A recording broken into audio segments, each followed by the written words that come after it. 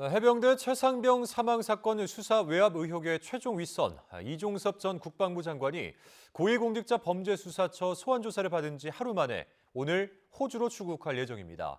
이 출국 금지 논란이 해소되지 않은 상태에서 공수처의 약식 조사만 받고 호주로 떠나게 되는 건데 실체 규명의 길이 더 멀어지는 게 아니냐는 지적이 나오고 있습니다. 홍민기 기자입니다. 최상병 사망 사건 수사 외압 의혹의 최종 윗선인 이종섭 전 국방부 장관이 고위공직자 범죄수사처에 전격 소환됐습니다. 이 전 장관은 오전 일찍 비공개로 출석해 조사받은 것으로 파악됐습니다.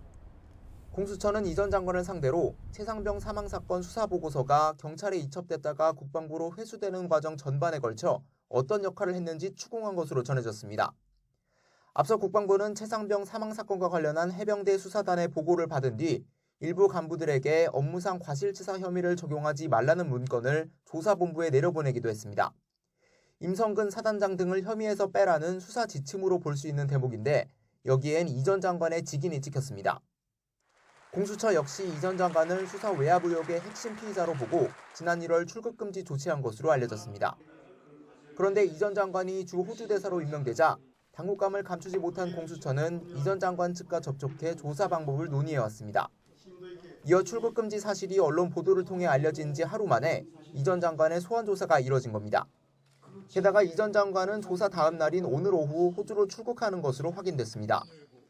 핵심 피의자를 해외 사절로 임명해 수사를 회피하려는 게 아니냐 논란이 불거진 상태에서 호주 출국 전 황급히 논란을 매듭지으려 했다는 지적이 나오는 대목입니다. 이 전 장관은 조사에서 혐의를 대체로 부인한 것으로 알려졌는데 공수처는 이 전 장관이 앞으로 적극적으로 협조하기로 했다고 밝혔습니다. 그러나 유지은 법무관리관 등 핵심 실무자들에 대한 조사도 충분히 이루어지지 않은 상태에서 윗선에 대한 조사가 부랴부랴 이뤄진 만큼 수사 외압 의혹의 실체를 밝히는 길이 또다시 표류할 수 있다는 우려가 커지고 있습니다. YTN 홍민기입니다.